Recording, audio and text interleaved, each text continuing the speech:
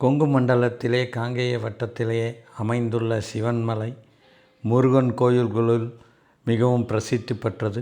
அது மட்டுமல்லாது 18 சித்தர்களில் ஒருவரான சிவவாக்கியர் இந்த மலையினுள் ஐக்கியமானதாக நம்பப்படுகிறது. அது மட்டுமல்லாது இன்றளவிலும் பக்தர்களுடைய கனவில் சிவவாக்கியர் உத்தரவை வெளிப்படுத்துகிறார். நாட்டில் நடக்கக்கூடிய நிகழ்வுகளை அறிவுறுத்துகிறார். அந்த அறிவுறுத்தலின்படி இங்கு கண்ணாடி பேழையில் காட்சி பொருளாய் அது வைக்கப்படுகிறது.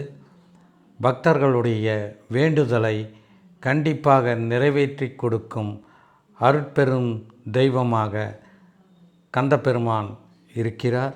இந்த மலை இராமாயண காலத்தில் அனுமன் சஞ்சீவி மலையினை எடுத்து சென்ற பொழுது விழுந்த சிறு துண்டாக கருதப்படுகிறது.